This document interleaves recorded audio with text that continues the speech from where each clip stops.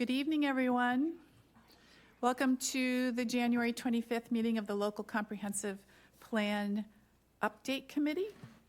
I'm Wendy Northcross. I'm the chair. I got Lindsay Council, our vice chair, sitting next to me, and Avery Revere, our clerk, is here. I wanted to make a special welcome to Katja, who's able to join us finally. Thank you. I think you're doing a little traveling, so we're glad you're back. Thank you. I just am calling the meeting to order, and I do need to read the notice of recording. The meeting will be televised live via Xfinity Channel 8 or High Definition Channel 1072. It may also be accessed via Government Access Channel live stream on the Town of Barnstable's website. In accordance with Mass General Law, Chapter 30A, Section 20, the committee must inquire whether anyone is taping this meeting and to please make their presence known. No tapers? Okay, thank you. This afternoon, actually this evening, I'm going to first introduce Kate Maldonado from the Town Planning Department, who is going to give us a welcome, and then we'll approve the minutes after you're done. But Kate's going to kind of give us an orientation, and she's going to, Kate, just do your thing. No, we don't have to. Okay. All right. Good evening. Kate Maldonado, Senior Planner, Planning and Development. So I'll go over quickly what material we'll be covering at this evening's meeting. So tonight we're going to focus on continue focus on housing. We'll have a presentation by Judy Barrett, who is our local comprehensive plan consultant, on housing more at a broader scale, thinking more at a state level across Massachusetts, best practices, current and anticipated housing needs. And we will also engage in a breakout group where we will look at some of the housing strategies defined within the housing production plan. That'll be the exercise later on in the evening via breakout group. We'll review the draft land use chapter. So since our last meeting, we took all of the feedback that we gathered during the breakout groups and incorporated that into the draft land use chapter. So we'll talk about any further comments, large scale comments that the committee may have on that draft chapter. I'm going to start the meeting with response to public comment this evening, and then we'll end with next step, talking about meetings as we work towards the spring. So I'm going to flip through the slides really quickly to the response to public comments. So this relates to our November 30th meeting. There were several members of the community who had a few comments on some of the maps that were presented at that meeting, and I wanted to take an opportunity to provide a response to those comments. Some of those comments do pertain more closely to natural resources, so as we open up that chapter next month, it's important that we may return to some of these comments and consider them, but I did want to give the time and attention to respond to those comments. The first comment was with regard to the open space map that was presented at that meeting, particularly wondering the dark green areas, so those are areas that are protected in perpetuity, wondering if those areas incorporate both public and private land, which it does, and also wondering how the map was calculated and what type of easements are incorporated. So as mentioned, the dark green areas shown on that map are protected in perpetuity. It does include both public and private land. So some of the types of lands that it includes is land that the town's conservation commission owns, the town's water department owns, any land with a conservation restriction, land that's owned by the state conservation, federal land that has federal state assistance for the purchase of the property. And then with regard to private land, any land that's deed restricted in perpetuity, so that can be an agricultural preservation restriction, conservation restriction. The way that this land is calculated is with data from our assessment department, and this map was crafted. It was with data from both our Mass GIS, both with our town GIS and with the state's GIS. And for all of these questions, the answers are included with the meeting materials for this meeting this evening. The next question was about tools for encouraging conservation of open space. I'd like to bring to attention our Community Preservation Committee, and Lindsay Council is actually the chair for that committee. We're fortunate to have a member of our local comprehensive plan with that insight. So the Community Preservation Committee, CPC, they're tasked with using the funds through the Community Preservation Act, and part of those funds are used for 3 categories, so historic, housing, and open space. And therefore, some of the funding is used to both acquire and preserve open space. I would also like to note in the existing conditions plan or report that's available online, there is a list of recent CPA projects. So that's what the data chart here is showing. There's a list of recent CPA projects for further reference as to what the CPA funds have achieved recently. The next question was relating to a larger an international initiative to preserve 30% of a town's land and water, and it was inquiring where the town is at right now. So we're actually pretty close to that value. Our existing conditions report defines our level of land protected. Right now, and this data of note, it's from August 2022, MassGIS's data. At that point, 11,469 acres, or roughly 29%, is protected in perpetuity. So if I went back to that open space map that we looked at to start this meeting, that's that dark green land.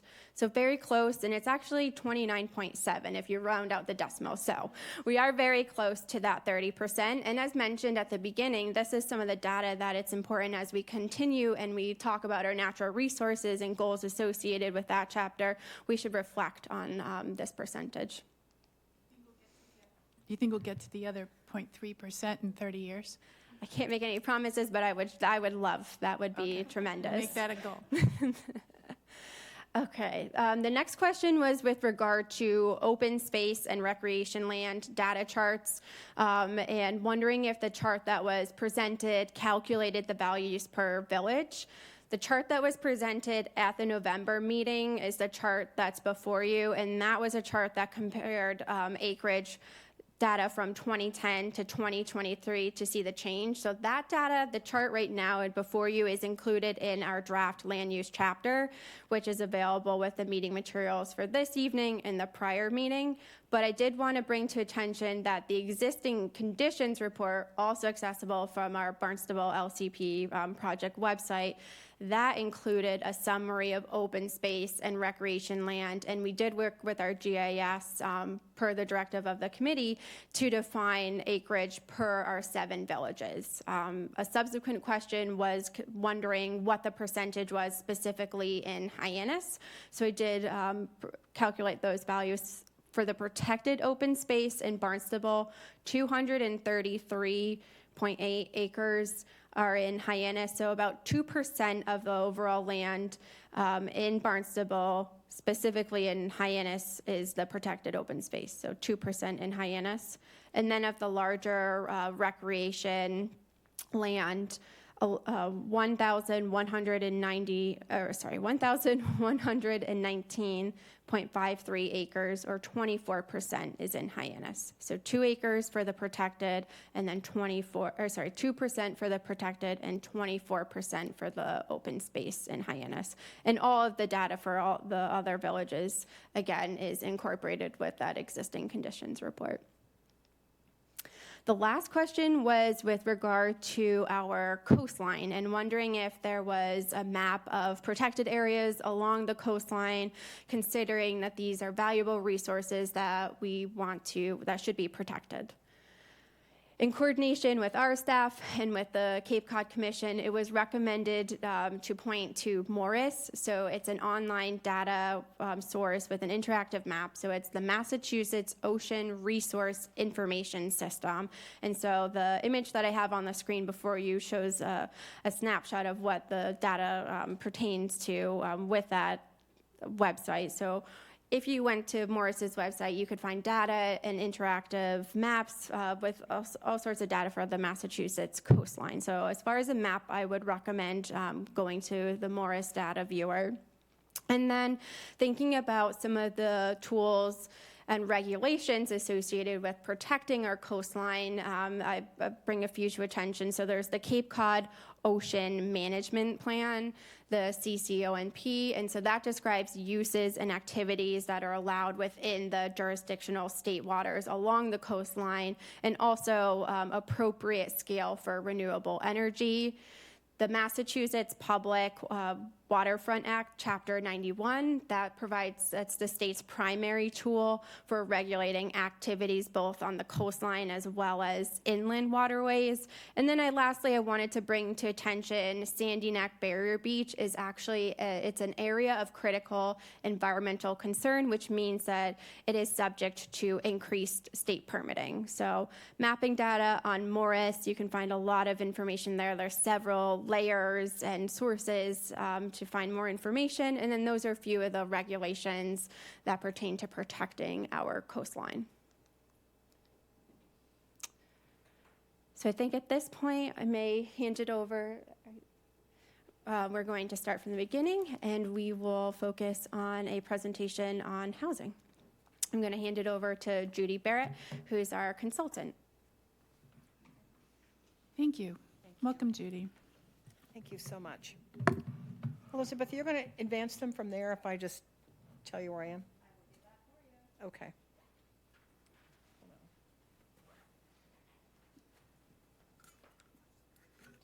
That's fine. I need to have my water. I'm recovering from the flu. I'm not contagious, and I won't make any of you sick, but I'm not hydrating very well, so please forgive. I know it's sort of ugly looking, but it works. So I'm Judy Barrett. It's nice to be here. I'm going to talk about probably my favorite topic. It's not everybody's favorite topic, but it happens to be mine. And I want to kind of break this up a little bit to look at sort of what's happening kind of statewide, to put conditions in Barnstable County in context, and then scope down to Barnstable. And you can interrupt me anytime you want. If you ask me a question that's about something that's going to be addressed a little later in the slides, I might just say, can you hold that comment? But anyway, this is sort of the structure of the presentation.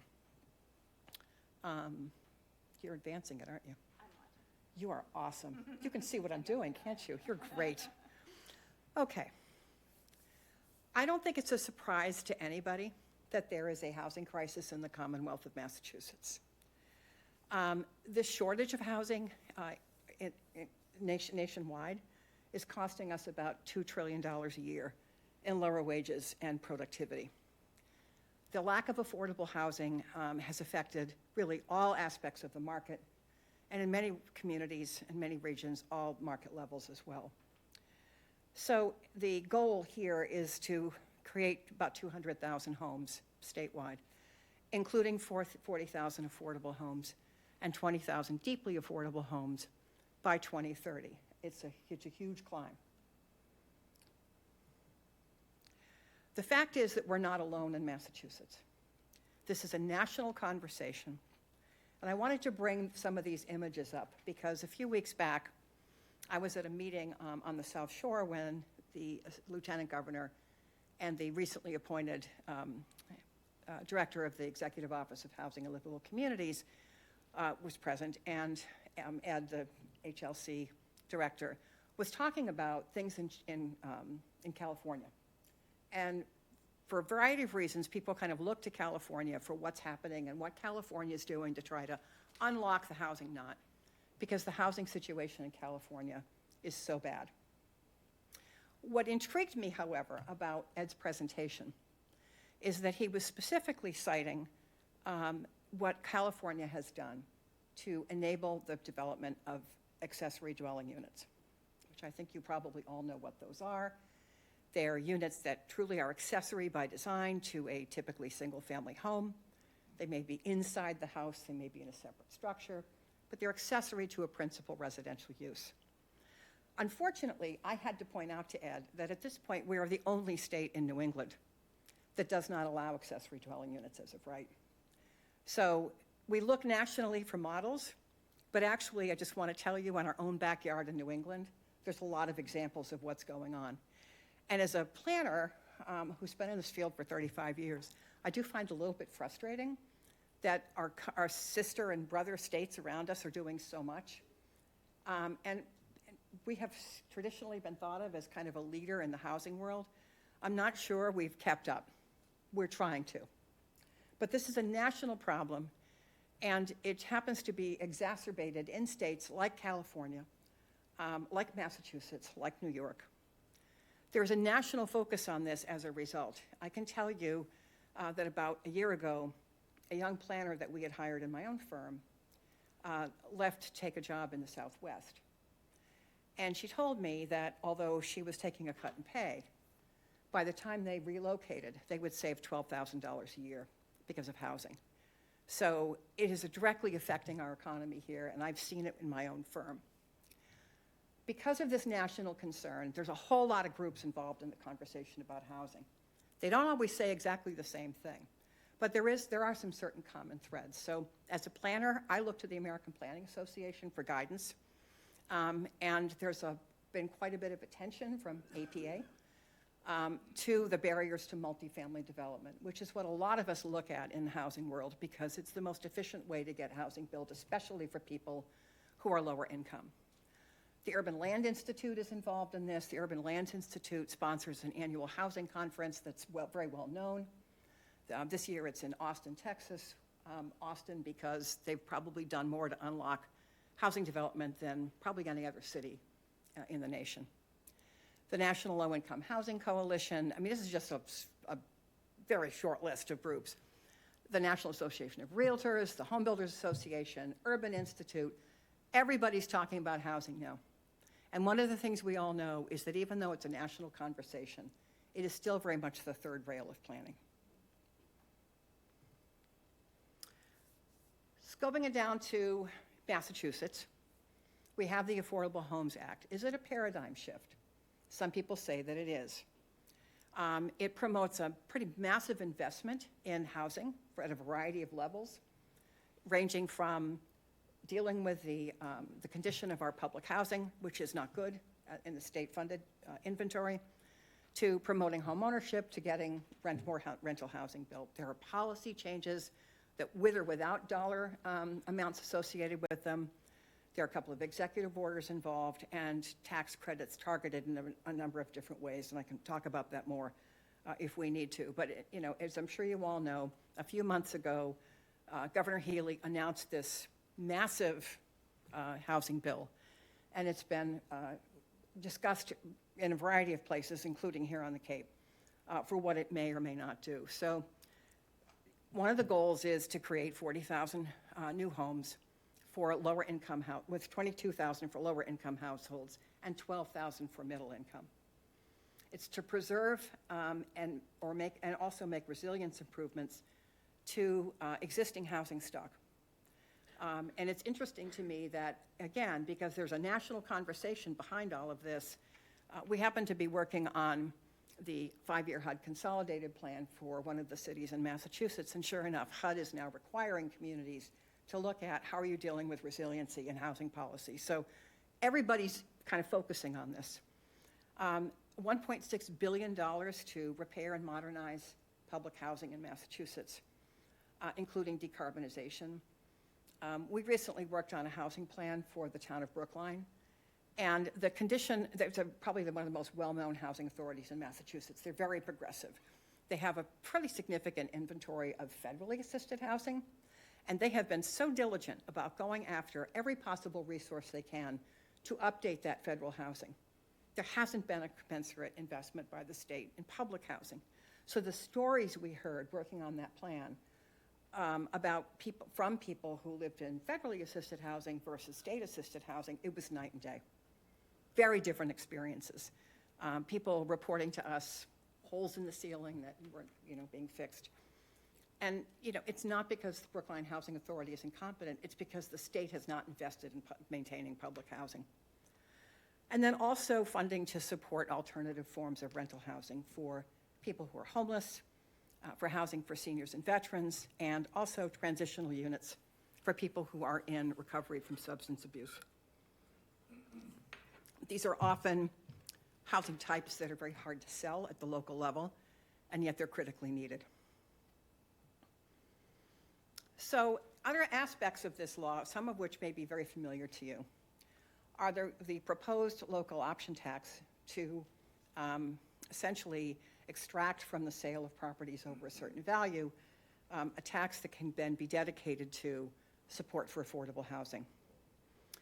The Affordable Homes Act also intends to make inclusionary zoning a little easier to adopt, in addition to multifamily housing amendments that were enacted a couple of years ago. So what this means is, when you go to town meeting, town council, I have to remember where I am, when you go to your legislative body, I'll be safe here, to seek a zoning change, typically it's a 2/3 vote. But as of amendments passed a few years ago by the legislature to Section 5 of Chapter 48, which is the Zoning Act, now if the amendments have to do with liberating housing development in some way, enabling multifamily housing, enabling mixed use, allowing for accessory dwelling units, then it shrinks to a simple majority vote, which from a housing perspective is critical, because this is the third rail of planning. So inclusionary zoning would now fall under that. It's going to be easier to do. The other thing that is in this bill, which I find fascinating, is again the switch to allowing accessory dwelling units as of right. As of right means you can do it. You can go get a building permit. It's basically what it means. We're the only state in New England that does not have that right now. The only state. And interestingly, Maine, which many people probably think of as, I don't know, behind the times, is actually not at all. The Maine legislature early last year, passed some pretty sweeping housing legislation that essentially says any single-family district in any community in Maine can have at least two dwelling units. So there's been big conversations happening outside Massachusetts, just trying to scope this down for you so you know you're not alone, and the Commonwealth of Massachusetts is not alone. There's also a homeownership tax credit to produce affordable homes for first-time home buyers at or below 120% of area median income. I suspect most of you are familiar with these terms, but essentially area median income is the median household income for your region. And the income limits that typically apply to affordable housing are percentages of that. 120% of median income, for lack of a better definition, is often associated with this concept of workforce housing, the sort of the upper limit of it. So part of the Affordable Homes Act is thinking about incentives to create more of that housing. Now, I got to go back in my career, 30 years.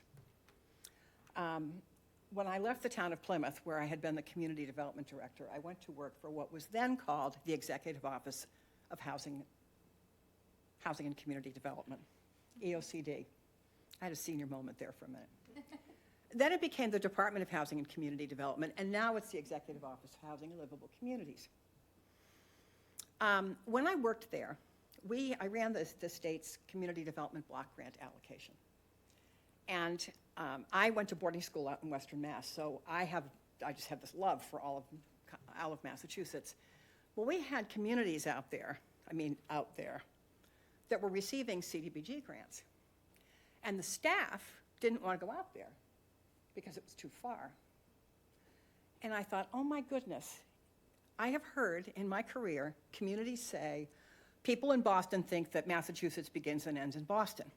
There's some truth to that. So I just say that as a backdrop because the MBTA communities law, which you are not subject to, but all those communities are, if you just look at the geography of how the state has defined where it matters to get multifamily housing built, you kind of picture what's not there.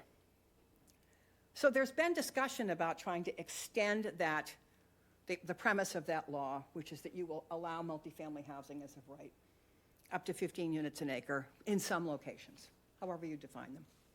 There's been some discussion about extending that statewide. It's sort of like nowhere right now, except it's been in discussion. But I just put this map up there because it reminded me so much of the earlier moments in my career when I was in that place in Boston, in a state agency, and I heard people saying, doesn't it end in Worcester? And it most certainly does not. So recently the Boston Globe, in an effort Did you want to ask a question? Yeah, more of a comment slash question. Sorry, more of a comment slash question. So everything, I love everything you're mentioning. I've been coming to town council meetings lately and planning committee meetings. I love everything that Massachusetts is doing, but I feel like NIMBYism is our biggest threat to Oh, housing. we'll get there. Okay, we're going to get into that, okay. You're going to get there. You're absolutely right. It's an ongoing problem, and which is why there's discussion about allowing certain types of housing as a right, because it really is probably the only way that you can get around that and provide the housing that people need. The Boston Globe, early last fall, started running a series on housing in Massachusetts, largely because of the MBTA Communities Law. And very much the focus, again, was on the Boston metro area, in particular looking at a couple of suburbs, Milton and Brookline. And again, this sort of focus on the Boston metro area kind of driving the conversation about housing in Massachusetts.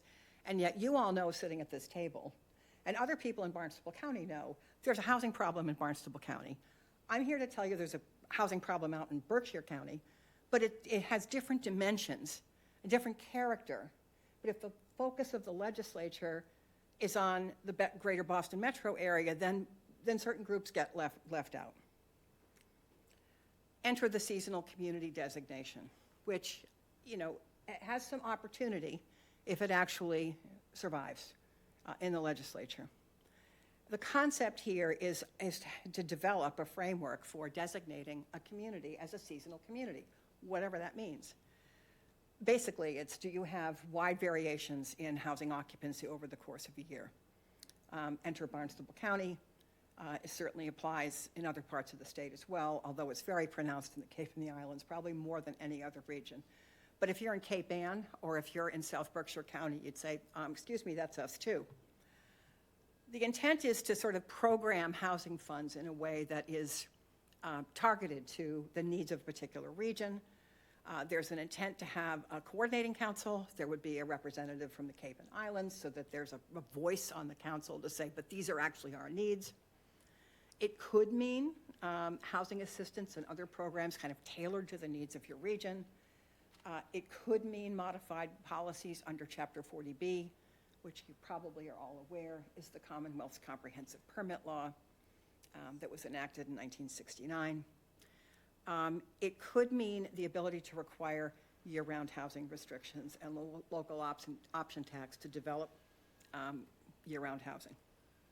Could mean those things. The concept is there. The details have yet to be worked out. And I just want to point out that, again, when you take it outside the Boston metro area, you're talking about very different regions. I don't know how many of you have ever been to South Berkshire County, but it's another world.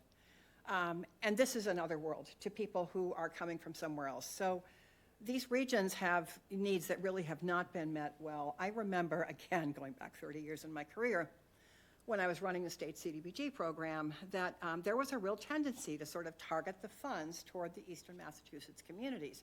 And it was only because a lot of the towns out in Western Mass had attracted some great grant writers that those towns actually got funding. Because the whole scoring system for deciding who gets funded and who doesn't was very much focused around, again, the Boston metro, kind of out to Worcester area. So I want to just scope in a little bit on the Cape. There is a housing crisis here. There is no surprise. A lot of what I'm going to talk about comes out of the draft regional housing strategy, which many of you have probably seen, but I want to bring some of that into this anyway because I frankly think they did a great job.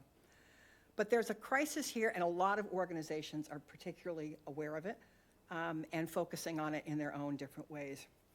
You have, can you jump it? Sorry. That's okay. You have your own advocacy arms here. I'm sure I'm missing somebody on this list, so if you are affiliated with an organization that's not here, please don't yell at me. It's only so much text you can cram on a slide. But you have a lot of organizations here, many of which we have worked with, that are all focusing on housing. They're not necessarily focusing on the same need. They're not necessarily focusing on the same strategy, but they all are all in one way focusing on the dimensions of the housing crisis in the context of Cape Cod.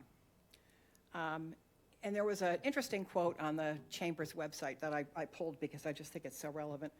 47% of jobs on Cape Cod are performed by individuals who don't live here. And I think if you pull up data from the American Community Survey, you're going to find that that's a fairly consistent and actually growing trend, and it's a problem. And part of it is because so much of your housing stock is traditional single-family homes, unvaried lot sizes to be sure, but that's kind of your housing stock here, and it doesn't meet everybody's needs. And it certainly, in terms of the pricing of it, is out of reach for many people who work on the Cape. So enter the regional housing strategy. It has a needs assessment, which is really quite well done. The focus of it is on attainable housing. And in the housing world, people struggle with how do we describe what we're talking about? What's workforce housing? What's very low income housing? What's moderate income housing? And attainability, the way I think about it, is really sort of a measure of how the housing market is functioning. What is the affordability of this market in the broadest terms? So attainability is really that connection between what are the incomes of people who live in this region, what are the wage levels, and what is the housing cost? And when you equalize those things in a way that you don't end up with 47% of your workers coming from somewhere else, you begin to have a market that's more affordable and supportive of the local economy and the regional economy. I know they're working on some additional model bylaws for communities to use. You have a great planning department here. I don't know that you need model bylaws, but we work all over the Cape, and there are communities that really need that resource. They need not only the model bylaws, but they need the education. So there's that aspect of the regional housing strategy, and then thinking about ways to build local support, which gets to this whole issue of NIMBY. Not in my backyard. There is a disconnect in the housing market on the Cape. I don't think there's any question about this. It shouldn't be any surprise to anybody. What it costs to buy a house here is not commensurate with what people's incomes are. The seasonal market clearly has had an impact on how housing is priced out there in the open market. And housing prices have simply accelerated way beyond income levels. And again, it's partially because of the influence of the seasonal market and the incomes of seasonal buyers being able to compete at a higher level than people who want to live year-round on the Cape and actually have jobs here. So there are a series of key ideas in that regional housing strategy. First is, of course, just increasing the variety of housing so that we don't have such a homogeneous housing stock on the Cape. Focusing on support for the year-round population, the people who live and work here, who may have spent their whole lives here or retired, but people who are part of the year-round community. And I think we can all appreciate that for something to be a year-round community, you have to have people who live there. One of the early years I worked for Nantucket, I've done a lot of work for that island, and the first project I worked on there, I had to go there in January, and it was freezing cold. And I was starving. So I went on the little Open Table app and thought, I'll just find a place to go eat. And said, I can go to this restaurant. So I said, I'm coming. And I walked down the street in the freezing cold, and the restaurant was closed because they shut down. So the struggle to maintain a kind of year-round presence in many of these communities is really difficult. Not losing sight of the importance of redevelopment. The preservation of existing housing stock matters. To the extent that investment can be preserved and enhanced is really just as important as new development. The need to coordinate housing and infrastructure, which is something I'm going to come back to in a little bit. Where we try to direct housing investment ought to also be where we have the infrastructure and facilities to support it.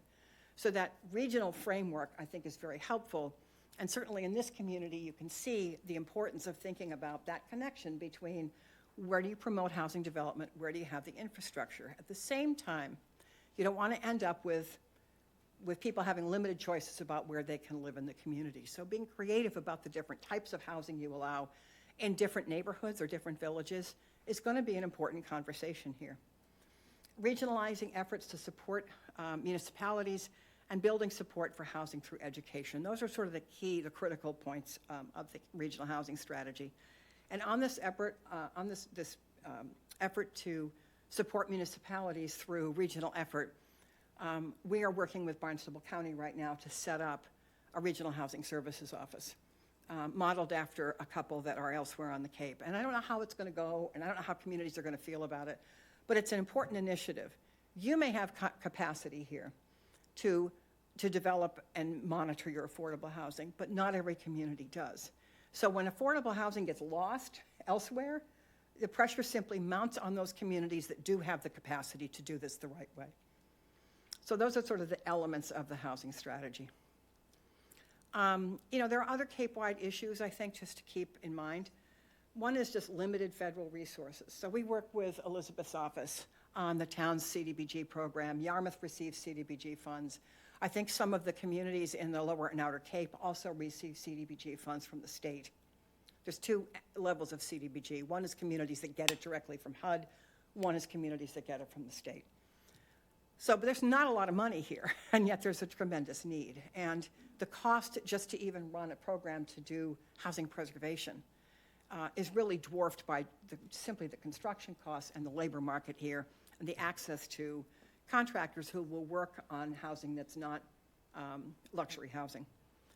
There is limited staff capacity in a lot of these communities. When I talk about capacity, I don't mean just staff, I mean funding. I also mean the strength of the volunteer base. Communities that have a lot of active volunteers, Brewster comes to mind, are in a different place than communities that really don't have that. The other challenge, of course, the obvious one, the elephant in the room, is water and wastewater. And then finally, not unique to the Cape, but every bit as important here, is this idea about what do you do about opposition and attitudes about housing and the mythology about who lives in affordable housing and who needs it. You don't have housing, you don't have a strong workforce. If people can't live in the community where they work or near it, you eventually will lose them. So here's just a few examples of jobs that are in your community now, based on data from the Executive Office of the Bureau of Labor Statistics. And these are occupational employment wages based on year-end 2022. We don't have year-end 2023 yet. But this is an elementary school teacher. The mean wage for an elementary school teacher, mean is the middle, the average. I teach your children. Do you have room for me in your town? My salary, if I'm at the mean, the mathematical mean, is $79,920. The most I can afford is $1,999 a month. Now, I'm starting high, and I'm going to work down. That assumes I don't have student loan debt or anything else that might be weighing me down. That's just 30% of my monthly gross income. That's all that is. So that has to cover my rent and my utilities. Just think about the rental housing in your community as I put these numbers up here. So here's a plumber. Mean wage, $69,070. I help you take care of your home. Do you have room in your town for me? The most I can afford for monthly rent is $1,727. I'm a home health aide. I help you age in place in your own home. Do you have room for me in your town? My salary, if I'm at the mean for Barnstable, is $36,170. The most I can afford in rent, including utilities, is $904 a month. I help you on the road to recovery. I'm a substance abuse counselor. Is there room in your town for me? My salary at the mean for Barnstable is $68,240. The most I can afford for rent is $1,706.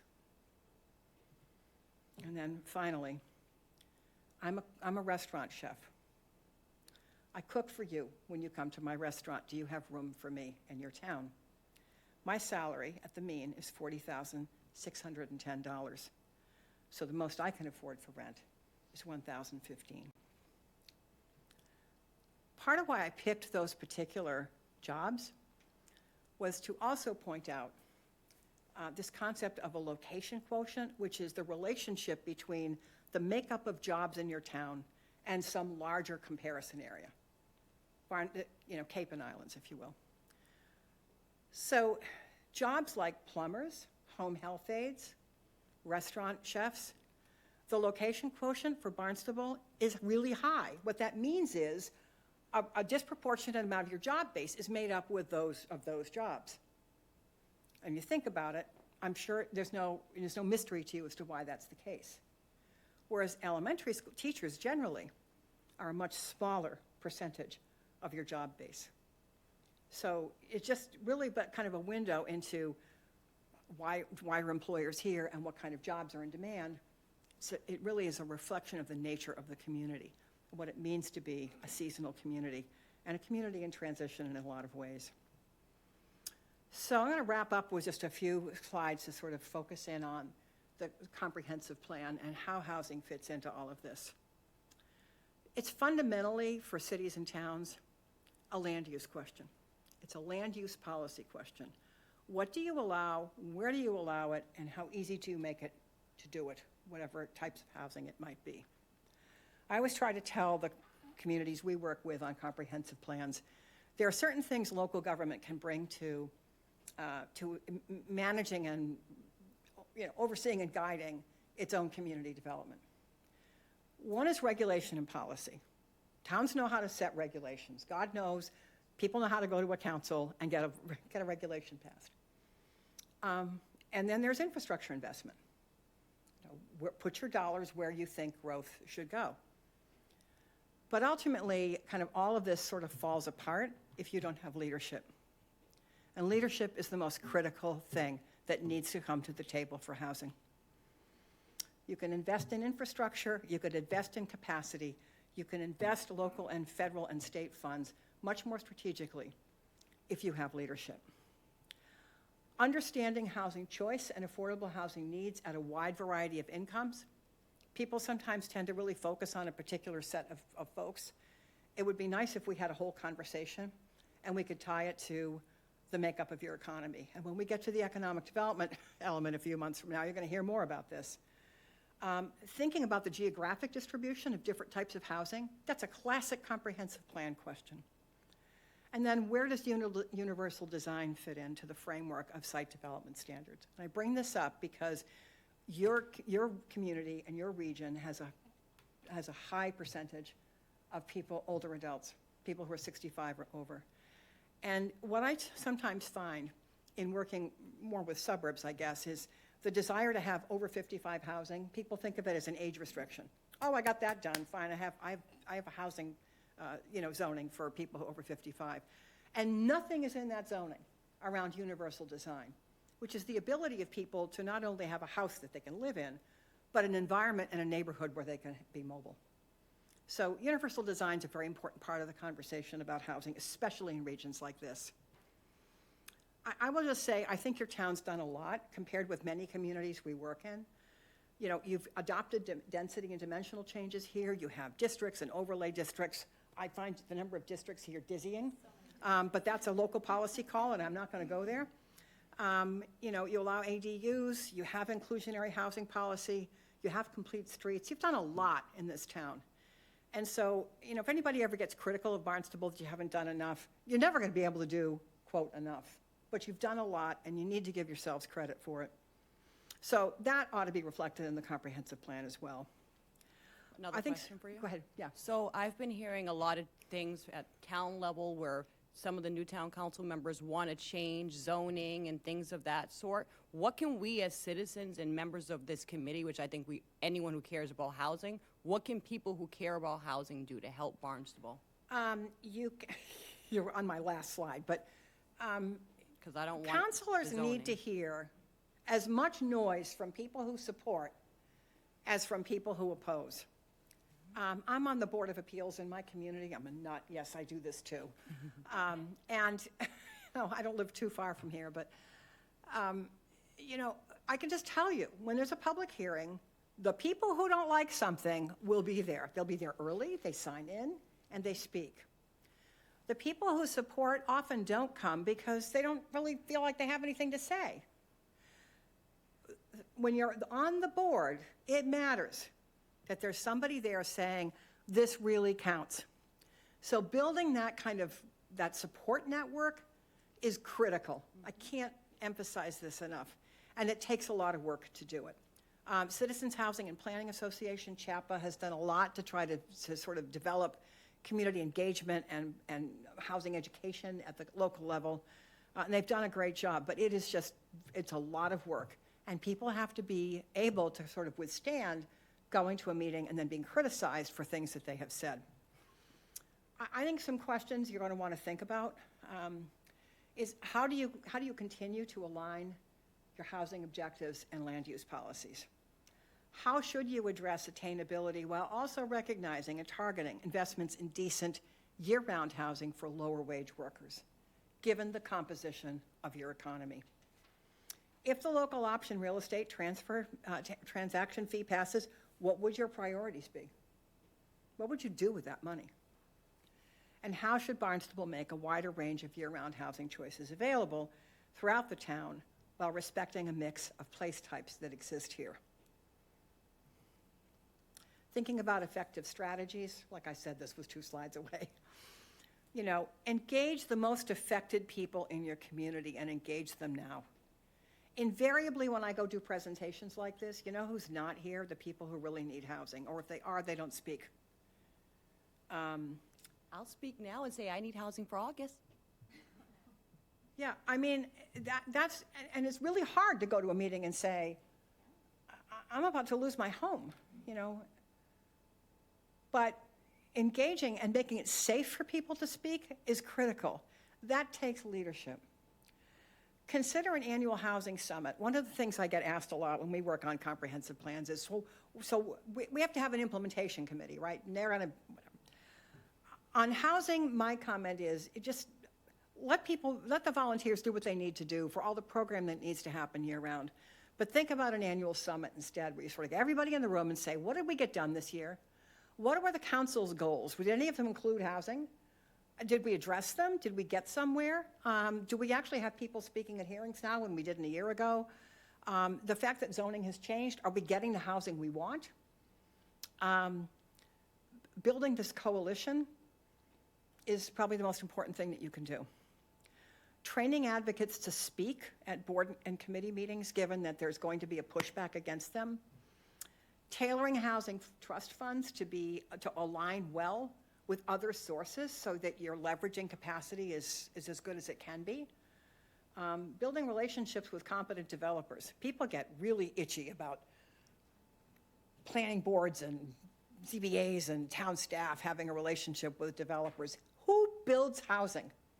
It's not you. It's the development community. The more you build relationships with competent developers, the more likely it is you're going to get what you want. And then my final comment, which nobody agrees with, but I have to say this. Chapter 40B is your friend, it's not your enemy. I am thrilled to see any housing initiative that happens in Massachusetts that works, but Chapter 40B has done more to get housing built than anything else in Massachusetts, and that's just reality. So, I'm done. I had a comment. Sure. So you did some research, regardless of what it was, looking at average salaries for school teachers, plumbers, Yeah. what have you. What research did you do about the cost of rentals? Well, this is a topic that's near and dear to me right now because I did look at it. And you can find some rentals that will support the teacher. You're not finding rentals that support the chef. Am I correct when I say that you would you agree with, I'm not trying to lead here, but 1 bedrooms on average, 18 to 2,200, 2 bedrooms, 2,300 plus. Probably. 3 bedrooms, you're looking at about $3,000. Yeah, that I would agree with, yeah. So right now, in answer to those questions for, do you have housing for me? No. Right. You don't. That's why I did the slides. And, it's complicated here because of the pressure of the seasonal market. So we're just starting to work now with Community Development Partnership on a sort of feasibility study of, well, what would it take to set up a year-round housing program? in some of the towns in the lower and outer Cape area. And the feasibility question is tricky, because I happen to be working on this in Nantucket as well. You know what the year-round housing price is that Nantucket's targeting? $1.9 million. 240% of area median income. And they're worried that they're not going to find anything in that range, or anything close that they can buy down to $1.9 million. So the feasibility question, I think, for year-round housing, if you're going to be investing housing trust funds and so forth and trying to take some housing that already exists and preserve it for year-round purposes, which is one way to do it, is you got to look at that cost versus the cost to create affordable housing unit. Because an affordable housing unit's going to have to be year-round anyway. It's just part of the deed restriction. So it's sort of like, where do you put your money? And I'm not dismissing the idea of an importance of a year-round housing program. I'm just saying it's expensive if you're trying to do it by purchasing restrictions on existing homes, which is something that I think a lot of communities in seasonal and resort markets would try to do, because the ability to develop enough housing is challenging for reasons like water and wastewater. So I'm not advocating for that particular approach. I am saying that it's one that's out there, but there's a cost to it. You're going to want to think about, well, how else can you do this? The added complication with the whole year-round housing question is the uncertainty about the ability of cities and towns in Massachusetts to impose a year-round housing restriction on a development. Do we know how much housing has been built on Cape Cod because of the 40B program versus how much has been built outside of it? So that's a great question. The problem is the subsidized housing inventory from town to town is not accurate, which is part of why the Regional Housing Services Office is being set up, is to just try to establish what really is the inventory here. I can't answer that question now. I could look into it for you, because it is an interesting question. And I never want to suggest that you should just rely on 40B. That's not my point. I'm just saying it's not the animal that people sometimes think it is. You can use it very creatively, and it's done a lot of good. I would personally rather see housing get built where people say they want to have it. But when they don't say where they want it, Judy, could you, because I don't want to assume that everyone on the panel knows what CDBG is. Sure, I'm sorry. Could I you was just- trying really hard, but after a while, Community Development Block Grant is a federal program that was established in 1974. It's part of the whole anti-urban renewal thing that kicked in the 60s. And so it is allocated by the U.S. Department of Housing and Urban Development to cities and communities that are kind of regional economic centers, which is kind of the situation for Barnstable and Yarmouth. And then there's another set aside that kind of comes through states. So smaller towns like Brewster and Provincetown, they get it through the state, which was the program that I ran. It is the most flexible grant program in the United States. You can do anything, almost anything with it, except construct new homes. And again, that was sort of the backlash of urban renewal, was preserve what we have, make it better. But as long as there's principally a benefit to lower moderate income people, you can do all kinds of things with it. I have another question. Sure. Relative to restricting home ownership to, or home occupancy to year-round population. Do we run afoul of the fair housing That's laws? part of that's a big unanswered question. And that's been sort of grappled with in Provincetown and Nantucket a bit. I think the town council happens to be the same town attorney for those communities. I think their position is that as long as the town is holding the covenant, the town has authority to do that. Where it gets more complicated is imposing it on the private market. And I think there's an unanswered question about even the ability of a municipality to use public funds or public policy, public regulation, to limit occupancy. It's an unanswered question, but it's an important one. So one quick, Sorry, I'm the I'll get to you in a retired CEO from the Cape Cod Chamber of Commerce. Yes, I and know. the housing issue is really, really becoming so acute in other parts of the Cape, more so than Barnstable. And employers were literally building and buying housing to be able to stay open. And I think there's become this kind of a relaxed attitude is like, well, if the hospital needs housing, they'll just go get it, you know. But I think that is also kind of a false hope, because part of our comprehensive plan that we're working on here has kind of a focus on small business. Yep. Right? So you could ask your small business owner to become the landlord for their employees, which is actually a relationship they don't look forward to having. Right, because they're not really skilled to do it. It's not, they don't, you know, it's like the company store thing. Yeah. So I think that there's a lot of ideas that have been bantied around, but they're not quickly solved. So can we look at other countries? I mean, when I talked with Provincetown, I suggested to the then town manager, maybe look at Bermuda, because Bermuda put into place that you had to be Bermudian to buy a home on the island, because they were having the same problems that we were, you know, people from away could buy a house, don't be seasonal, and they were disrupting their housing situation. So, I don't know. I bet they don't have the Federal Fair Housing Act of There you 1968. go. That's my point. You know, it's, this whole question of what is government's role and right, and responsibility, I think is going to vary. It's funny, though, you should ask about looking at other countries, because the only time I've ever been to the Caribbean, naturally, what did I do? I got off the ship, I went on the excursions, I said, what about housing? What kind of house? I can't help myself. And I think it was St. John. It was very interesting policy. Their public housing program, if you're eligible for a public rental unit and you stay in it for 20 years, you own it. So if you think about what that does, it's enabling someone who really has very low income to have decent housing, but also to invest in neighborhood stability and ultimately the ability to build some equity. So a different model, you know, a different concept. I think probably some people in housing circles, even in Massachusetts, would say, oh, well, we need to be able to build more housing. But, you know, you can't always build more. So thinking about the ability to kind of, again, build neighborhoods, build stability, and help build equity for people. It's a different model. So I have one other question, then Asia, did you have another comment? I'm sure.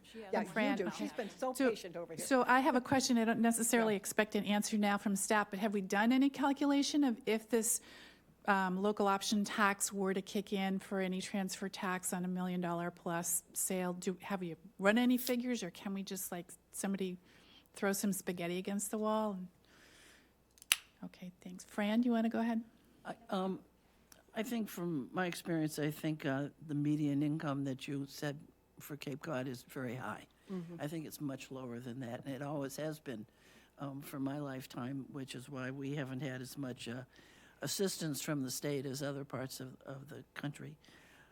Chapter 40B, that's, you know, my problem with that is, you know, you get X number of, quote, affordable units, and then the rest are market rate, which are quickly filled up by people who can't come off Cape, come down here to retire. The same thing, you know, happens with apartments that have X, Y, Z, you know, affordable rents, and then the rest are going to be filled up by people who come down here from other places. I mean, it's like, you can watch it, it's a traditional happening. During COVID, COVID was part of the reason that our house prices skyrocketed. People paid, you know, I live in Katuitt, you know, you blink and you miss it. And people were paying ridiculous sums of money for tiny houses because they wanted to, you know, get away from the big cities in the COVID. And now they've really, you know, they're just ludicrous prices that are So we've heard the attached. very same story in New Hampshire, where we happen to be doing a lot of work. Oh. It's those Massachusetts people who came north in the middle of COVID. But I just want to push back on one point, because I know exactly what your frustration is with 40B, about the 75% of the units being market rate. That's not 40B's fault. That's because the federal government has abdicated its responsibility for affordable housing. You know, I'm old enough to remember, really, I'm an old woman. I'm old enough to remember when HUD and really even, you know, state agencies such as Mass Housing very much focused on getting deeply affordable rental housing built. And Chapter 40B, all it is a permitting mechanism. It has nothing to do with money. It is simply a permitting mechanism. So when you take away the money, and you're now saying, in essence, we're gonna make it possible for a private industry to build this housing, and they're gonna have to figure out how to make it economic. You're gonna use a permitting vehicle of 40B. It's not the permit, it's the lack of federal assistance for housing at all market levels. And so it's nice that Massachusetts is looking at this Affordable Homes Act, but the federal government's commitment to housing has been pretty erratic. I think we're at 6:30. Have I talked your Cheryl? ear off? Question, if I may. Okay, hold on one second. Well, okay, so Cheryl has a comment. I just want to check in with staff because we want to go to the review of housing goals and strategies, and that's in breakout sessions, right? Okay, so I think what I'm going to do is ask Cheryl to give her comment, and then I'm going to go quickly to public comment, if that's okay. Yep. All right, so I have three quick comments and a question, actually.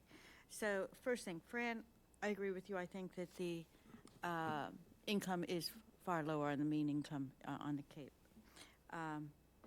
Also, Wendy, I agree with you. Look at other countries. I have lived overseas for 3/4 of my life, for at least half of each year. Bermuda, yes. Switzerland also has a policy whereby you're not allowed to own a property there unless you are a citizen. You have to be a citizen or have married a citizen. The UK, where I lived for 38 years, has a special policy in London, which they found worked because of the density of the population there, and it's just impossible to find anything. And they've done it for about 150 to 200 years, where the government lets you buy the property, but it's on a 99-year lease right. from the country. Yep. And it's problematic if you're looking for a property and you find it has only 8 years left of the lease, but you can renegotiate that, and that allows and everybody knows what it is, so therefore it brings money in. So I agree to go with that. I have a quick question, which I suspect you won't know the answer to, but I'm going to ask it anyway. With regard to the second dwelling unit. Accessory, you mean the accessory dwelling unit? Yes, sorry. The accessory dwelling unit. I know some people who are interested in doing that, and then they've decided not to because they say, well, we might be able to get some money on rentals for it, but at the same time, what are we going to be taxed for it? And you don't know what the taxes are intending to be for the accessory dwelling units, is that right? Probably? So I'm not an assessor. Yeah? I have asked this question of assessors.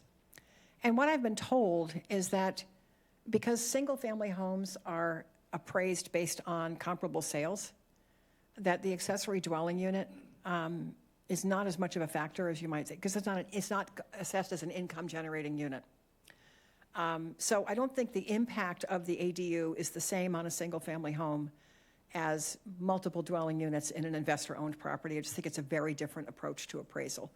But certainly, I suppose somebody's assessment could change, but isn't that in their interest?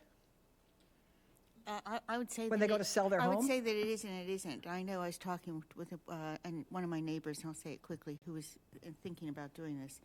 And we were looking at the taxes, and so I will use myself as an example rather than them, because that's not fair. Sure. I have a gazebo, which is worth, it's taxed at $11,300, and I think that's standard. Yeah. But it was, I could, yes. It's a site If I put a improvement. bed in it. It's a site But improvement. in the summer.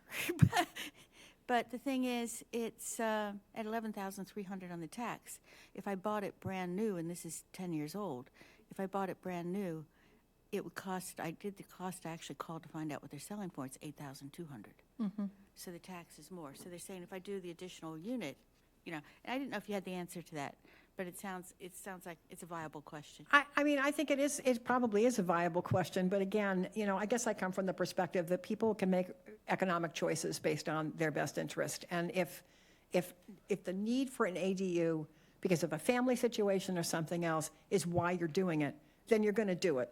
And if you can't afford to do it, you won't. The ability of towns to help pay, to help communities, or to help homeowners create ADUs, is another kind of strategy to get them done.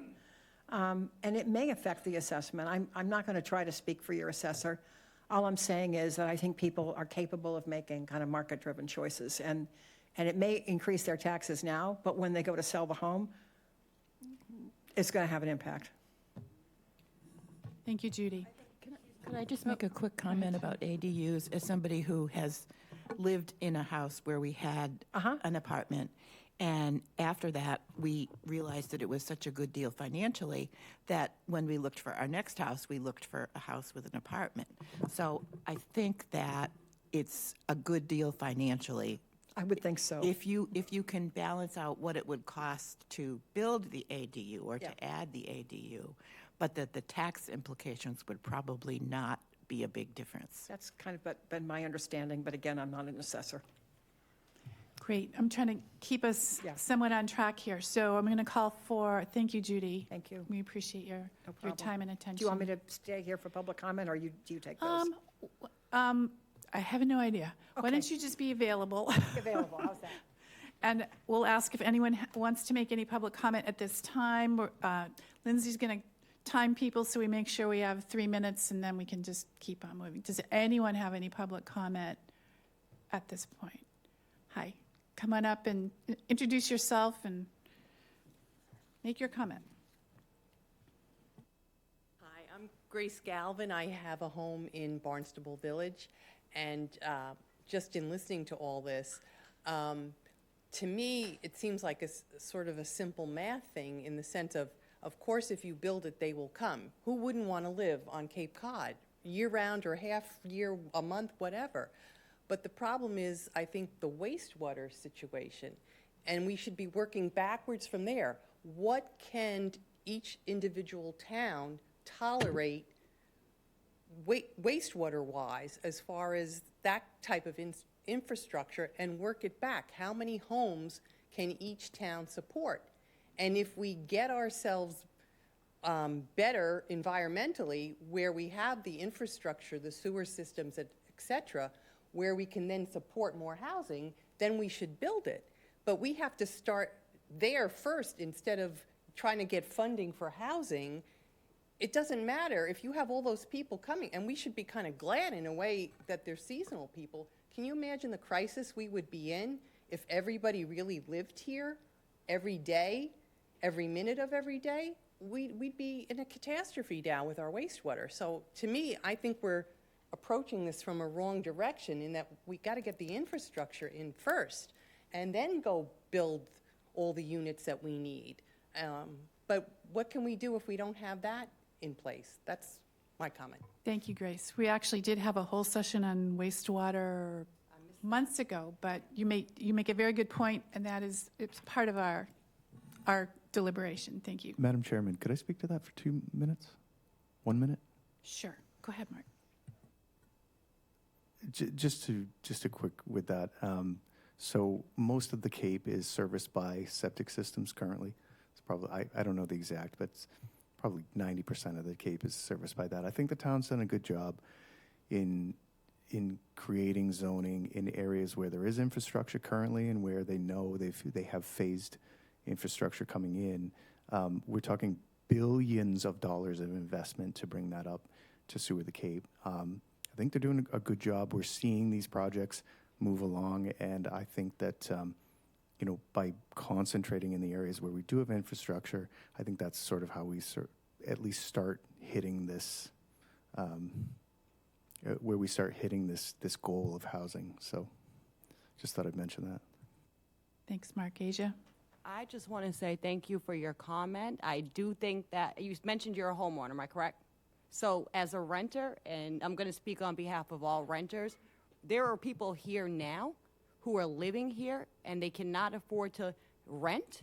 So for my priority, personally, my policy is that we need to make sure that we house the people that are here, because if they're living in apartments or houses that are on the septic system, they're putting more pressure onto the septic system. Whereas if we build projects like 307 Main and others that are going to be on town sewer, we're going to be better off. So without that, as someone who knows that we have these people here, I know people that are 6, 7 people living in a 2-bedroom apartment right now because they can't find a place to live. So those of you who are homeowners, I am glad that you got yours. But those of us that are renters, we're here and we're not leaving.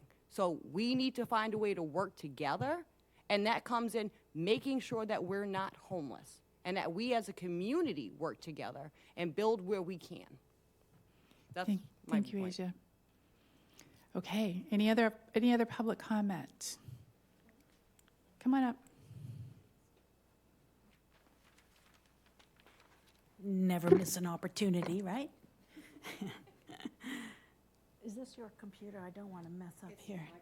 Okay, okay. So my name is Kathy Ledeck. I've been here to a few of your meetings in the past, and I want to offer you just a few thoughts to think about tonight. First of all, thank you to all of you for your service. Thanks to the staff for their great work, and thanks to this consulting firm who is working on this important housing effort tonight. With regard to the 30 by 30, the staff talked about that briefly at the beginning of the meeting. I think it's wonderful. We're at 29.7%. I think that's fantastic. I would just say to you, please don't stop there. I would aim higher. We all benefit from healthy natural areas and open spaces.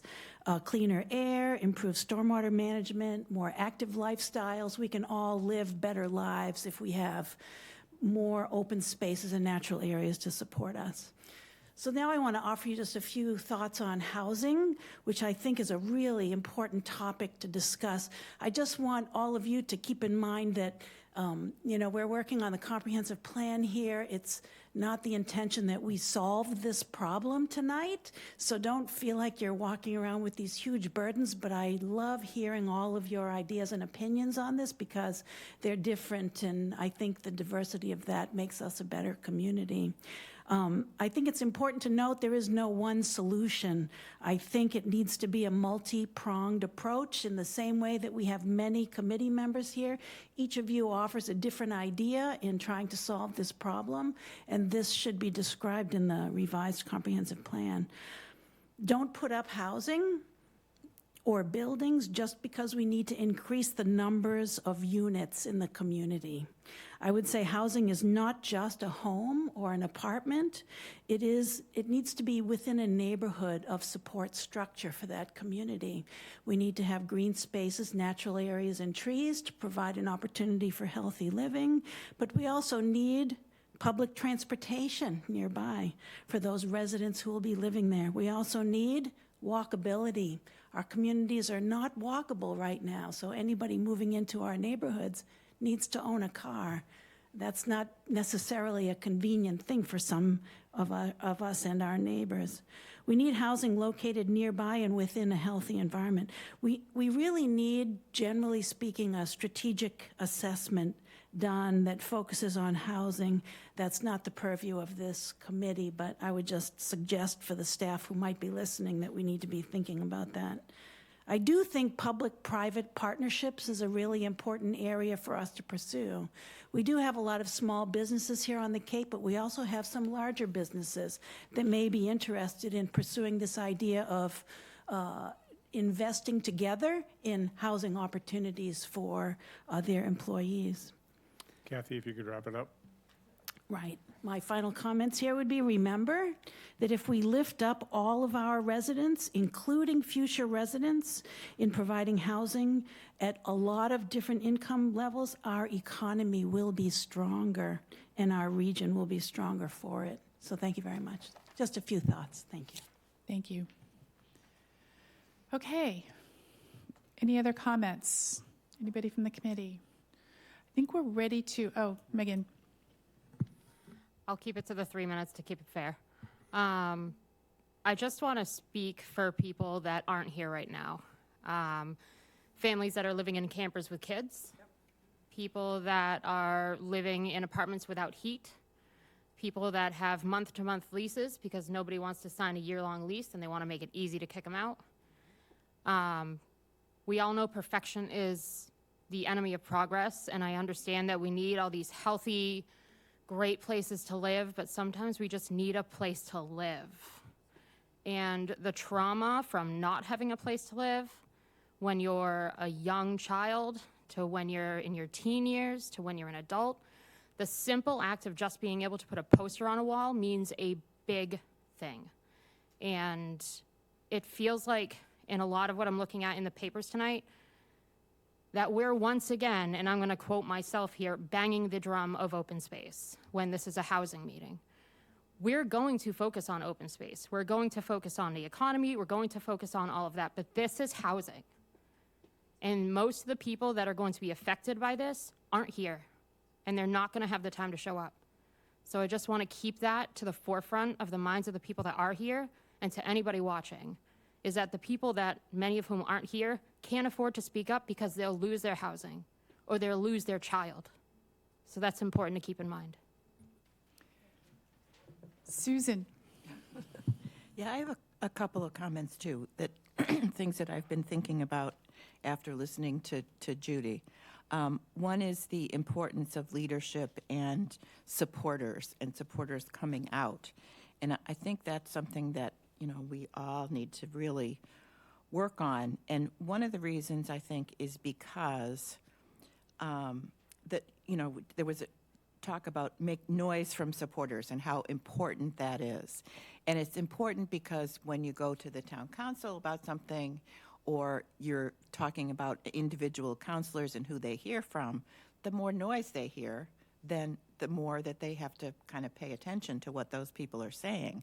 But the other thing, in listening to you, Asia, talking about how people don't speak up because they could lose their housing, I think that if you have supporters that are out there, it's easier for people in a neighborhood who are supportive to speak up and be supportive and not be intimidated by the people who are very loudly NIMBY.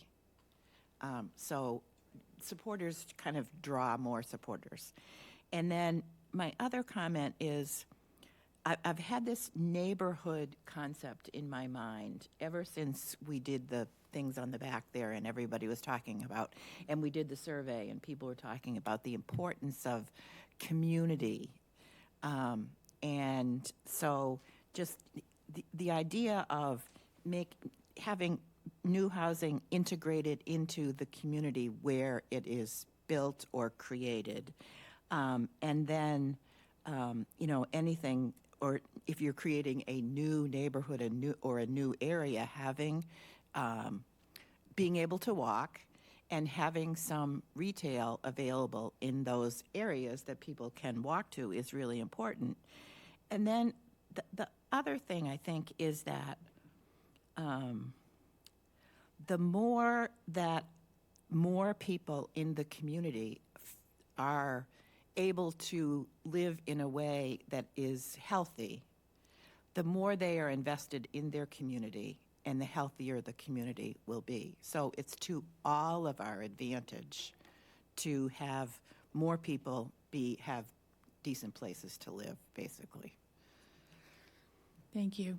I think this is our opportunity now to break out into these two groups and put some of these ideas on paper.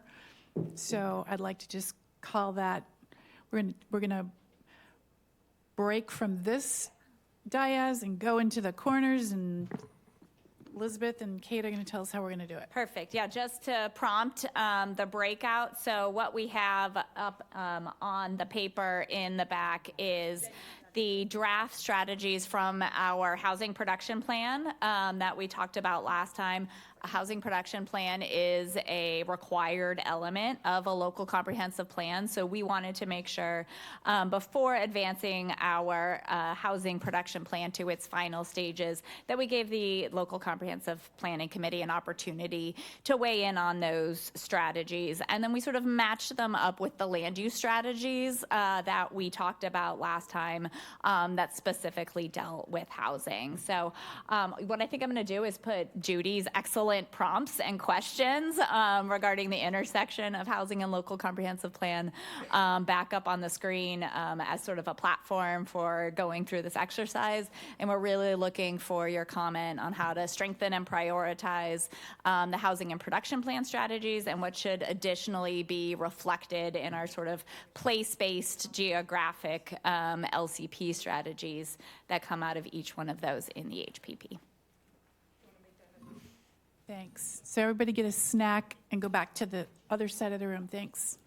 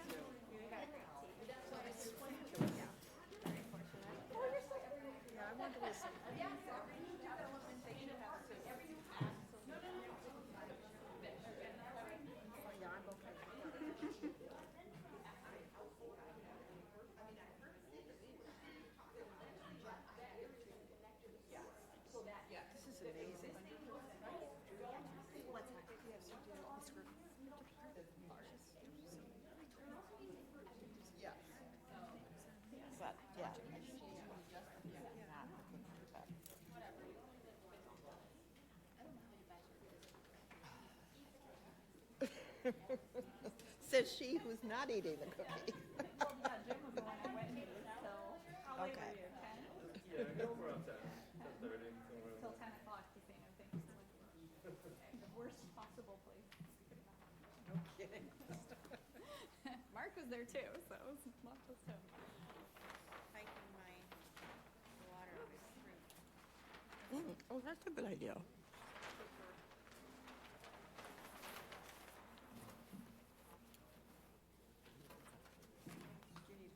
No, I just need him to stay. Hey, Whenever you're ready.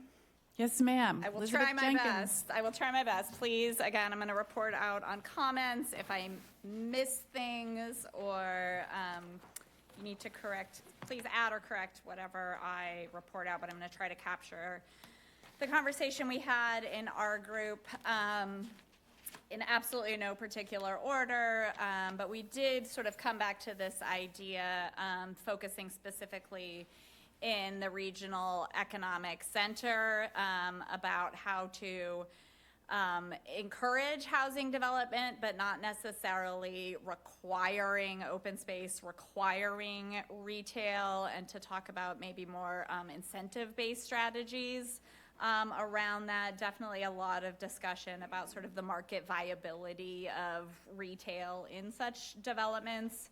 And that really, instead of requiring something that the market might not be responsive to, making sure that there are options and availability under zoning to be able to do sort of smaller scale neighborhood, either retail or services. That's going to be viable to small businesses. Or again, other services or childcare opportunities down the line, but again, sort of reserving space in the zoning. Again, this idea of pushing incentives. We talked a lot about housing at different scales, particularly tiny homes, and removing barriers to zoning that make very large single-family homes easier to build than actually tiny homes. So from a regulatory standpoint, how to remove those barriers to building just smaller scale housing. Again, coming back to this idea of sort of master planning around the regional commercial center, and whether it's in individual villages or other places, the idea for sort of flexible neighborhood-based community opportunities, especially around food, things like farmers markets. So maybe it's not a traditional retail space, but it's space for the community to get together and meet those sort of everyday needs and build some of that community cohesion as well. Again, around sort of smaller scale opportunities, a lot of positive feedback on the program that Judy gave an example of in terms of units, how to create and subsidize housing where homes are affordable to purchase, but then if you have that longer term tenure, that investment in that unit, then you're building ownership or equity through that home or through an expiring deed restriction. How do we create those programs that allow for that long-term housing stability and investment in our community? Different sort of models for buying down the cost of housing, again, tiny homes, leased land, more sort of flexible design and building code requirements, the ability to build multiple units on lots, integrating a variety of wastewater options, all of these things being sort of things to explore relative to making smaller sort of home communities more available. When we talk about adding amenities, we keep saying open space, but thinking about sort of families and neighborhoods as well, basketball courts, those sort of active recreational uses we keep overlooking. We talked about smaller scale neighborhood-based opportunities, and again, the sort of walkability and connectivity between places being key to be able to building that infrastructure. So when we say infrastructure, not just wastewater, but also transportation infrastructure, walkability, connectivity. when we talked about our existing housing stock and strategies to make it year-round and more affordable, we talked about, for example, programs like Housing Assistance Corporation had incentives for individuals to rent their homes year-round instead of to seasonal rentals, layering incentive programs on top of things like tax incentives, really to help encourage people if they are going to rent to do so year-round. We talked about looking at strategies to address utility costs, such as solar or weatherization, as a way to make our existing homes more affordable. We talked a lot about the business's role in housing and what role they should play. Certainly those from the business community spoke loudly to the idea that housing should not be the responsibility of businesses, that small businesses struggle enough to stay on the Cape. But there could be models where a business might buy into a larger development that's aimed at workforce. So they're not necessarily the developers or the managers, but they're participating in sort of a community model that would provide housing for many people. Looking at, that we don't, I think, even have in here opportunities to really create development tailored to the seasonal workforce, that a J1 might have a very different housing need than somebody's here is on an H2B. Housing is becoming a prerequisite to having that type of workforce in our community. And how do we look at those opportunities? How do we leverage the ability of large employers and incentivize them to build housing? Can we partner with 4Cs to create not just housing opportunities, but also sort of opportunities for supporting that educational institution and building student life around an area that has land, that has access to infrastructure, and different models that you could do to support not just dorms, but really year-round housing stock. As there reference to some fact that there had been some feasibility studies in the past to look at making that happen. And then just generally that the language in here about building is pursue and explore. Let's put some effort into making a more targeted implementation and action plan that says when we're going to do these, what the priorities were going to be, and how are we going to get these done. And I think we talked about the challenges of the area median income and how high it is, even though we're requiring affordable housing in many of these developments, even that the housing that's deed restricted at 80% of area median income is too expensive to meet the examples that Judy put up on the screen. So, how do we look at, housing for people of very low incomes, because that is workforce housing, and what are some bigger strategies to make those AMIs and those requirements really reflect our needs? We had a strategy in here that talked about producing permanent supportive housing for unhoused people with services, but again, identifying that the need went beyond that. Yes, certainly there's this idea of providing supportive housing, but also we just need housing for those who are in stressed housing situations, like some of the examples that Asia gave, people who are doubled and tripled up, or who have children or in substandard conditions. That it's just maybe housing for those sort of situations in emergencies or to stabilize. Doesn't necessarily have to have services built in. And then this idea, again, of sort of looking at the regional models, both from the commission and from HAC and APCC, overlaying future sewer service areas onto our land use plan, onto our existing zoning, and looking at what future opportunities that might unlock for new development. So that was a lot, but my group had a lot to say. Please feel free to add in anything that I missed, and I apologize. Good job. So, can I ask a question? Do you have a file for that that's that big? Yes. She's got a big I have folder. a giant file folder. Big folder, right?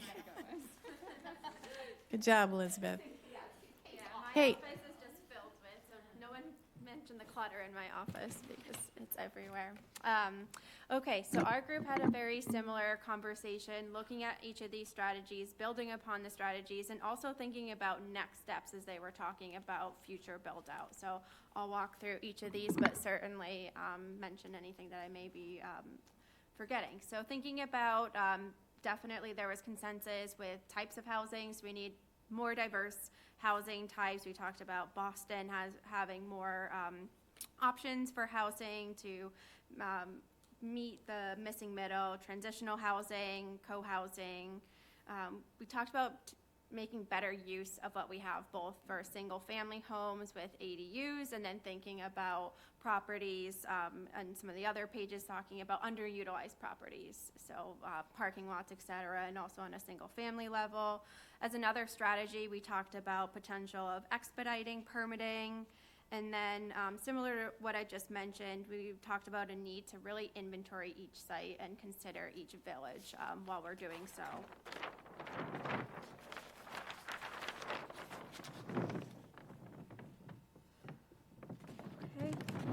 We talked about we talked about short-term rentals and those units being investment properties, and creating a policy to address this to allow for more year-round rentals. There was someone mentioned Provincetown has units that are strictly for their residents, so that could be a strategy that we could consider is if there's a way to make units just for residents of the town. Increasing taxes for seasonal properties. There is an emphasis on the fact that we have a housing crisis now and we need to address housing units now, but I think there was also talk about balancing it with natural resources as well. Good balance between the conversations. With regard to, there's one strategy that focused, the language focused on assisted and senior living, and while there was consensus, there was conversation that housing isn't just necessary for elderly population, but we also have to think about what we can do for our younger population too, including our disabled population. So again, that need for more diverse housing typologies, and for more diverse members of our community, elderly workforce, et cetera, similar to what Judy's presentation talked about, really in order to provide housing for our whole community, because everyone who works here helps to support a thriving economy. With regard to thinking about specific underutilized properties, we talked about the vast parking lots on 132, North Street and Hyannis having potential with being an underutilized property. The college, Independence Park, and as we're thinking about these underutilized properties, also making sure that what's developed there is a walkable community and incorporates public transportation as well. So a wholesome property. There was complete consensus in exploring housing opportunities at the town properties mentioned, the school, et cetera. Thinking about affordable units, we brought up the conversation that larger multifamily can absorb more affordable units. As this relates, I think this was when we were also talking about inclusionary, so saying, yes, we'd like a larger percentage of affordable units and a sliding scale depending on the size of the development. We brought up the potential for a new strategy to consider expediting permitting process, and I think we'd have to dive into that a little bit more to define that strategy. Need to support workforce who can't live here. We talked about housing for summer employees. The strategy that focused on the growth incentive zone, there was consensus and it was related to infrastructure, not just in the growth incentive zone, but across the town. And this is where we got into the more robust conversation, thinking about the full build out for the future, not just as the town is built now, but thinking about properties that may have more units at them, and we need to consider those impacts on when we're thinking about our infrastructure, what's the future going to be, and not just for the GIZ here in Hyannis, but the rest of our community. I think we talked about maybe incorporating a tax for future development based on the cost of the house, and that could maybe support future housing opportunities. And then while we're thinking about this conversation about wastewater infrastructure towards the future, also thinking about our water supply. We don't want Cape Cod to become like a city. I think that sums everything up quickly. We had similar conversations as the other group. Great. Missing anything? Susan? Yeah, just a comment, because I didn't think of this while we were talking about this, but I wasn't at the last meeting, so I watched the meeting yesterday, and there was a question asked about the housing authority and land that the housing authority owns. And so I would put in there somewhere the possibility of, either the rest of the town or a private organization working with the housing authority to develop housing on land that they own, because, gosh, that could be ready to go if you had the right combination of people. Any further comments, questions? Sounds good. Next steps for, Yeah, a few This more piece? items, and I apologize, I'm just missing the clicker.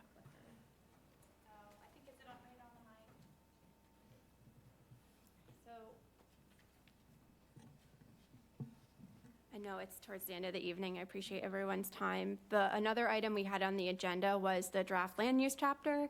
As mentioned, you've received the updated version. All materials are online. And that was to incorporate the feedback from the breakout groups at the last meeting. So I think what we're looking for is just any large-scale conversations on any suggestions for that chapter. Certainly, if you have more specific wording suggestions, you can always send those to staff. The great thing about the land use chapter is we will be returning to this chapter as we dive into more of the strategic planning map exercise after we've gone through the other chapters, but just wanted to take the opportunity as we're moving along to see if there was any overarching comments on the land use chapter and in general the structure of our chapters with introduction, actions achieved, issues and opportunities, and then the goals and policies which we have and will continue to work through together as a group. So, my bad, I wasn't able to attend the last meeting, but when I'm reading through all of this, it doesn't feel like this is, like it's really telling the story of how critical housing is. It almost feels in some points like it's kind of taking a back, like it's on the back burner. Like we need to work on all these things because of housing, or we need to, like, I think when we're looking at the summary of open space and recreational land, and we're looking at the fact that we wanted 30% of our space to be open space, we're at 29.7. Where are we for housing? Like that's not here. And I think we're far closer to the goal for open space than we are for housing. So if there's some overarching comment to add to this that underlines how critical this is, I think it really needs to be added. Because right now it just feels like housing isn't even the headliner here. That's a great comment. And we are working on language that specifically focuses on housing that we will share with the committee. Most of this points, the local comprehensive plan will point to the housing production plan, but we will be working on some additional language on housing, but we can look back at this chapter related to your comment. So Kate, you mentioned that, correct me if I'm wrong, we'll be coming back to this when we go into other areas, correct? So yes. we can address some of that, go over it again, and make some suggestions as these things come up on making alterations to this. Is that correct? Right, yeah. I would say so. We're working through each of these chapters with the goal of getting out to the community and getting feedback, and then we would certainly provide a final draft of the whole local comprehensive plan as well. And I'll just add, I think Megan's comment, is a perfect example of why we want to keep the land use chapter open, because as we have a more robust conversation about housing, here we can go and integrate some of those ideas back into this chapter. Yeah, I also want to make the point that we don't want to take 8 years to write this plan, and we want to get it to the community by April to get more feedback. So I just want to make that point too. Asia, did you have a comment? Yeah, I just wanted to second what First Megan round was of saying, chapters. because housing is critical, and it feels like in every room, I'm just going to be very blunt, that every room I come into in Barnstable, it's everyone who has something already. They have their housing. We're sitting and debating, talking about we're going to keep going and doing all of these plans, but we need action now. And I'm here on this committee, and I'm going to be here in town to make sure that we actually get something done. So it's nice to talk about the future of water. Yes, that's important. We need to keep our open spaces. But when you have people sleeping on park benches or not having a roof or staying with a partner that beats them, there's a problem. And I'm sick of just the town not actually stepping up. And I think the town council and others, we need to step up and make action. I'm sick. The town council has absolutely done nothing since the new election. Oh, okay, so I think, so just to reorient us, our goal here is to create this land use plan. That's our overarching mission. So what, totally appreciate your comments. I think we're gonna try to keep this moving along so we can get this land use plan and we can start implementing some of these great ideas. Somebody else have a comment on this side, Cheryl? Okay, thank you. Oh, Fran. I just wanted to say, when I have also missed the last meeting and watched it and read this land use plan twice. And I think that there's a problem with it. A lot of it's, centers on somehow expanding, housing in the village centers. Trust me, there's no place in Katuitt in the village center to do that, or Marston's Mills. And, West Barnstable, it's going to be hard to build multi-unit housing there because they have wells. So I don't think that was detailed enough. And the other thing was, it says Katuitt needs more recreational space. We haven't got any place to put any more recreation. And the town doesn't take care of the recreation that they have over there anyway. I do have a comment on what Fran said. Cheryl? Yes, I actually agree with Fran on that, and I know that I was in the group where you were taking notes. And one of the things I pointed out, I can't remember what page it was, but it was at the top of the page. It was development of the downtown Hyannis area. And one of the comments I made is it should not just be the downtown Hyannis area, which speaks pretty much to what Fran is saying. It shouldn't just be the city centers. One of the things that we highlighted is that there are many areas that have not been developed that probably can be developed. I mean, obviously you have to have the infrastructure and everything else, and you can't, it doesn't happen overnight. But to not just do the city centers, it doesn't lessen their importance, but there's a lot more that area that can be addressed. Correct me if I'm wrong on any of that. Thank you. Okay, Mark. Sorry, just very quick on that same note. I think the whole idea of this plan and the way we've put it together is to really understand that it involves a shift in thinking about when we talk about town centers, development. Just the word is, to most people, everybody has an idea. If I say development, right now everybody's got an idea in their head and what that looks like. We need to change our perception of what that looks like. We can scale this in a way. There are areas that can be developed in every downtown core, in every village. There are ways to do it. What that is what we are trying to develop here, and we need this basis of land use to really understand what that is. Thank you. Well said. Okay.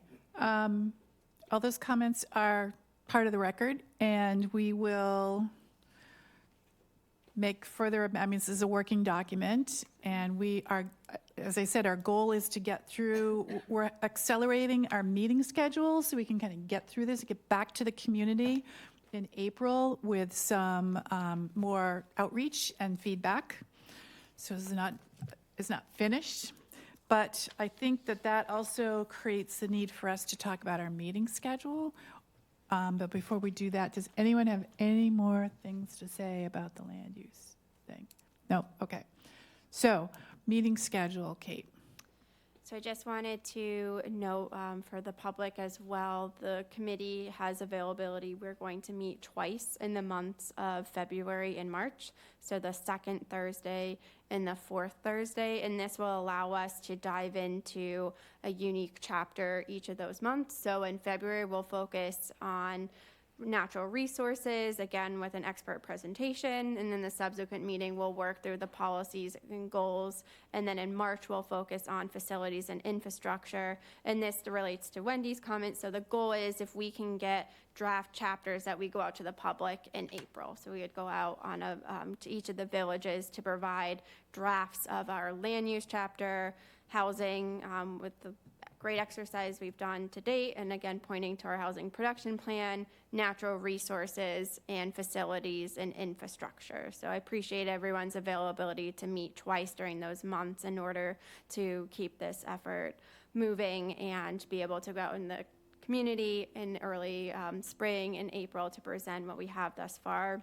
I did want to note when I did the schedule, we scheduled it for the fourth Thursday of every month, but it's been brought to my attention that that Thursday, February 22nd, is a school vacation week. So I will be sending around a doodle poll.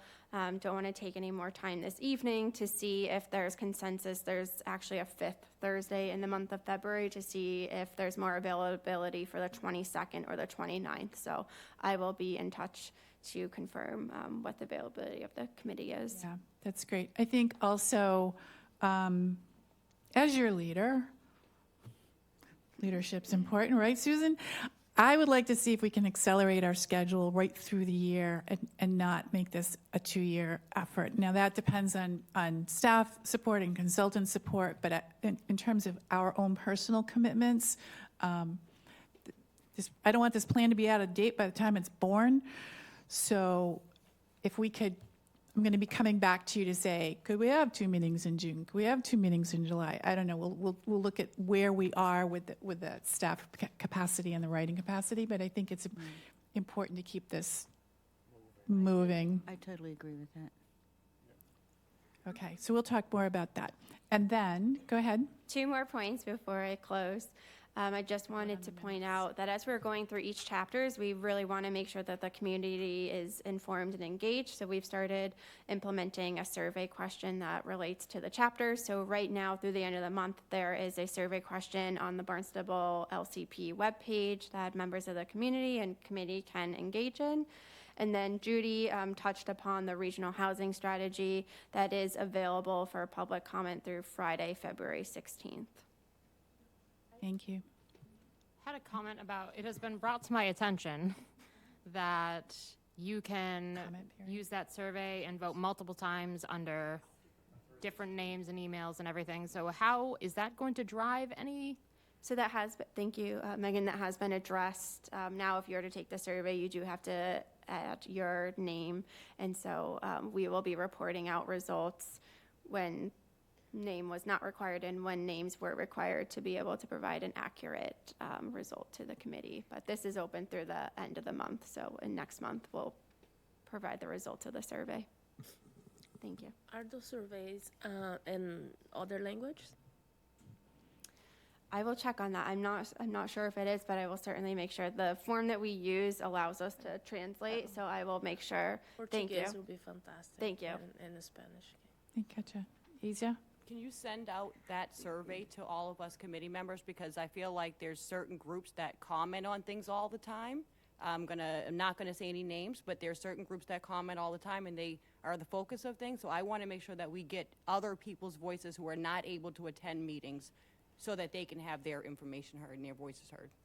Certainly, and it is shared right now through the town social media, through our Facebook page, so you could share it that way, or otherwise it's on the Barnstable LCP webpage, just barnstablelcp.com. It's right on the homepage. There's a little yellow outline to it, so it's easy to And there'll be find. other surveys to follow, right?